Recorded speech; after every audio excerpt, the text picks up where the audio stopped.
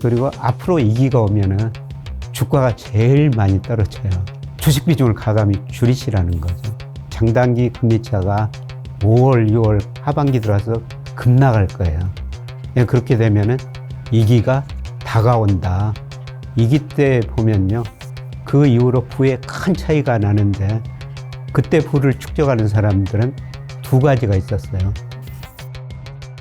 AI 버블 붕괴 시나리오 3가지별로 리스크를 회피하기 위한 자산 배분 전략이 궁금합니다. 우선 우리가 투자할 자산이 주식, 그 다음에 채권, 대체 자산, 뭐 금도 될 수 있고 원유도 될 수 있죠. 그리고 현금인데요. 이런 네 가지의 자산 배분을 적절하게 해야 되거든요. 그거는 그 경기 순환에 따라 다릅니다. 예를 들어서 제가 작년에는 경기 확장 국면이었기 때문에 늘 저는 돈을 일을 시켜야 된다. 그 네 가지 자산의 돈을 일을 시켜야 됩니다. 작년에는 그 코스피가 저평가됐기 때문에 코스피한테 돈을 맡겨서 일을 시키자. 그리고 금에다도 돈을 맡겨서 일을 시키자. 이런 말씀을 드렸습니다. 그런데 현재 코스피도 금값도 가대평가됐고요. 그리고 앞으로 위기가 오면은 주가가 제일 많이 떨어져요. 그러니까 주식 비중을 가감히 줄이시라는 거죠. 예를 들어서 작년에 제가 주식 비중을 뭐 보통의 경우 한 60% 정도 유지하십시오. 이런 말씀을 드렸는데요. 이런 일이 벌어지면은 20% 이하로 줄이는 게 좋습니다. 그리고 대신 채권 비중을 늘리고요. 돈을 지키는 게 굉장히 중요하거든요.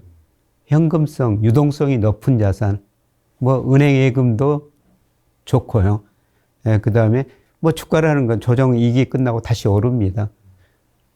뭐 장기적으로 주가가 떨어지지는 않아요. 아주 길었자 1년이고 더 길면 2년 정도입니다. 주가 다시 오릅니다. 근데 저는 내년 상반기가 어려운 시기라고 보고 있는데요. 1년 조금 아마 더 걸릴 수도 있어요. 그 정도 만기가 남은 지금은 단기 채권을 사셔가지고 거기서 돈을 지키시는 게 굉장히 중요할 것 같아요. 그러다 보면은 저는 다시 그 주식으로 굉장히 부를 늘릴 수 있는 기회가 올 거라는 겁니다. 그래서 지금 주가가 미국 주가도 뭐 사상 최고치, 우리 주가도 사상 최고치. 여기서 조금 더 오를 수가 있어요. 근데 오를 때마다 저는 주식 비중을 좀 많이 줄여가지고 유동성이 높은 자산, 뭐 은행 예금도 좋을 수가 있고요. 그 다음에 저는 가장 좋은 게 단기 채권, 만기가 1년이나 1년 반 정도 남은 채권. 이걸 가지고 있으면은 만기가 되면은 뭐 원금도 받고 이자도 받거든요. 그러면서 그때 그 주식을 충분히 싸게 살 기회가 올 것 같습니다. 그리고 또 금 투자에 대해서 금도 일부 투자를 하기는 하셔야 되는데요. 그런데 최근에 미국과 이란 전쟁이 일어나면 금값이 많이 오를 것이다. 일부가 그런 기대를 했거든요. 근데 금값이 오히려 떨어졌었어요. 왜 그러냐면은 금을 결정하는 달러 인덱스, 그 다음에 미국의 그 소비자 물가, 미국 금리 이런 거로 평가하면은 금값도 지금 제가 코스피, S&P 500이 가대평가됐다고 말씀드렸습니다. 금값도 그만큼 가대평가됐어요. 어느 정도 조정을 거치게 될 겁니다. 그런데 장기적으로는 제가 달러 인덱스가 또 내년 하반기부터 하락할 수 있다. 달러 인덱스가 하락하면 금값도 오르는 거예요. 근데 저는 내년 상반기가 우리가 현금성, 유동성이 높은 자산을 가지면은 주식이나 금 등을 통해 가지고 자산을 많이 늘릴 수 있는 좋은 기회가 오리라고 보고 있습니다. 일반 투자자들이 AI 버블 붕괴를 알 수 있는 신호는 어떤 것이 있을까요? 저는 뭐 네 가지 신호를 보시면 된다고 보는데요. 첫 번째 실질금리입니다. 명목금리보다는 실질금리가 자산가에 중요한 영향을 미치고요. 그다음에 두 번째는 신용 스프레드, 세 번째는 인플레이션과 통화정책, 네 번째는 렐러티브 서사라고 그러는데요. 첫 번째는 실질금리라는 것은 명목금리에서 물가상승률을 뺀 건데요. 이 실질금리가 오르면은 주식 투자는 가급적 줄이시는 게 좋을 것 같고요. 이거는 뭐 늘 우리가 접근할 수 있는 데이터입니다.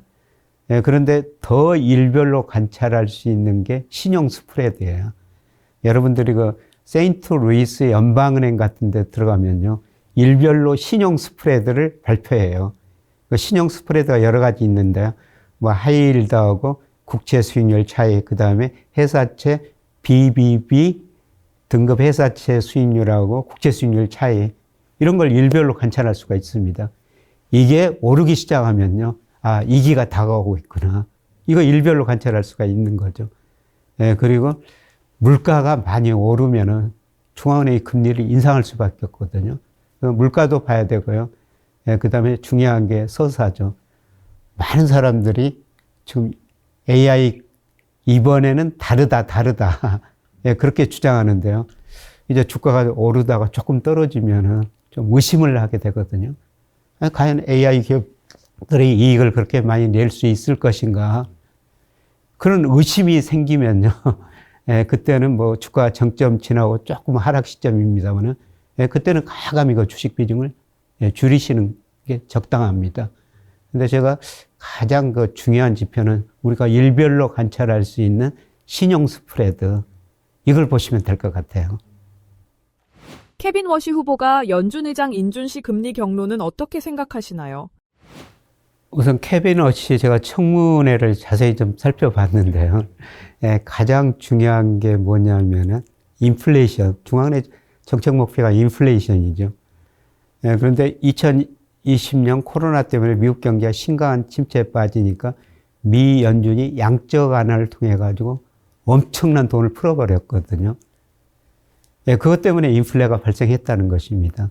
예, 그래서 케빈 워시는 앞으로 그런 일은 안 하겠다. 통화량을 조절은 안 하겠다. 대신 금리 중심으로 통화 정책을 펼치겠다. 예, 그런데 미국 정부가 연준이 과거 보면은 금리 가지고 통화 정책을 하다가요, 뭐 경제가 워낙 나쁘니까 양적 완화, 통화량 가지고 통화 정책을 펼친 겁니다. 예, 그러다 보니까 미국의 인플레 문제가 심각하게 대두됐죠.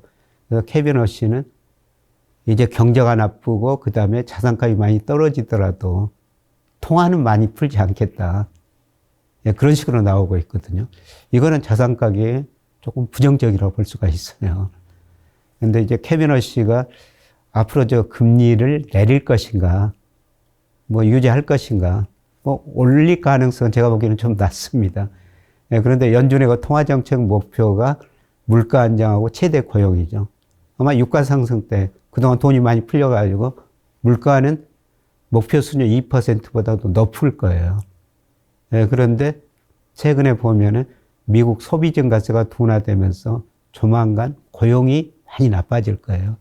또 다른 물가 안정뿐만 아니라 최대 목표가 통화정책 목표, 최대 고용이 통화정책 목표인데요. 이 고용이 많이 감소할 거라는 거죠. 예, 그래서 올 뭐 4분기에는 2차례 정도 금리를 인하할 것 같습니다. 예, 그런데 이걸 그 주식시장으로 연결시켜 보면요, 금리 인하하면 주가가 오른다, 이렇게 생각할 수가 있는데요. 예, 과거 보면은 연방기금금리, 미국의 연준의 기준금리하고 S&P 500이 같은 방향이에요. 금리를 내렸을 때 오히려 S&P 500이 떨어졌다는 겁니다. 왜 그러냐면 주가를 결정하는 게 금리뿐만 아니라 경제 기업 이익이거든요. 예, 금리를 내린다는 것은 그만큼 기업 이익이 떨어진다는 것이죠. 예, 그래서 오히려 저 금리를 내려도 올 4분기, 내년 상반기에는 아마 미국 주가가 떨어질 가능성이 높습니다. 한국 금융시장은 환율, 반도체 쏠림 등 다양한 변수에 많이 흔들리는데 마지막으로 투자자들이 위기에 대응하는 방법은 무엇이 있을까요? 예, 앞서 계속 말씀드렸습니다만 우리 경제는 대의존도가 굉장히 높은 나라예요. 예, 그래서 세계 경제가 나빠지면 우리 수출이 떨어지고 환율 높아지고, 예, 주가도 급락할 이럴 가능성이 있죠. 예, 그런데 제가 앞서 그 4가지 미국 경제 지표로 이기를 판단하자 그런 말씀을 드렸습니다만, 추가로 국내 지표 하나를 더 말씀드리면요, 이것도 여러분이 너무나 접근하기 쉽습니다. 장단기 금리차예요. 장단기 금리차는 우리 정부에서 발행하는 국고채 10년 수익률하고 1년 수익률이 있거든요.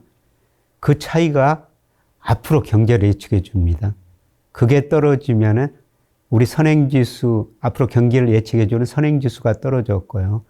그 다음에 시차를 두고 수출도 감소하고 경기도 둔화되고 주가도 떨어졌어요. 그래서 미국 경제 지표뿐만 아니라 여러분이 장단기 금리차를 보시면서 앞으로 자산 배분을 해주시면 됩니다. 그런데 중요한 거는 장단기 금리차가 2월을 정점으로 서서히 떨어지고 있어요. 3월에도 떨어졌고 4월 현재까지 떨어지고 있거든요.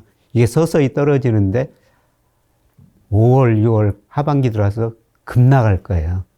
그렇게 되면은 위기가 다가온다. 이런 신호를 보내주는 겁니다. 그래서 장단기 금리차는 시청자 여러분께서 꼭 봐주시고요. 장단기 금리차가 하락할 때는 주식 투자 비중은 가감히 줄이시고 안전자산, 만기가 짧은 채권을 하시든지 돈을 지키는 게 제일 중요하다는 겁니다. 그래서 저는 올 하반기부터 내년 상반기에 우리 투자자분들이 어떻게 대응하느냐에 따라 가지고 부가 큰 차이가 나리라 보고 있습니다. 그리고 제가 과거 몇 차례 이기를 말씀드렸습니다만 이기 때 보면요. 그 이후로 부에 큰 차이가 나는데 그때 부를 축적하는 사람들은 두 가지가 있었어요. 첫 번째 현금입니다. 두 번째 용기예요. 우리 보통 사람들은 그런 위기가 와가지고 자산가치 싸졌는데 사야 되는데 현금이 없죠. 근데 그런 부자들은 유동성이 높은 자산에 현금이 있었다는 겁니다. 그리고 그런 위기가 오면은 우리가 굉장히 두렵고요. 언론에서 어두운 이야기가 굉장히 많이 나와요. 자산가격이 굉장히 싸졌는데도 오히려 팔 수가 있어요. 그런데 그때 그 부를 축적한 사람들 보니까 자기가 가진 현금뿐만 아니라 은행에서 돈을 좀 빌립니다. 그러면서 자산을 또 사거든요. 그런 용기도 필요한 시점입니다. 그래서 저는 제일 중요한 게 현금이라고 생각해요. 올 하반기부터 내년 상반기까지는 유동성이 높은 자산, 단기 채권이나 은행예금 등으로 가지고 계시면은 굉장히 부를 일릴 수 있는 좋은 기회가 오리라고 저 나름대로는 확신하고 있습니다.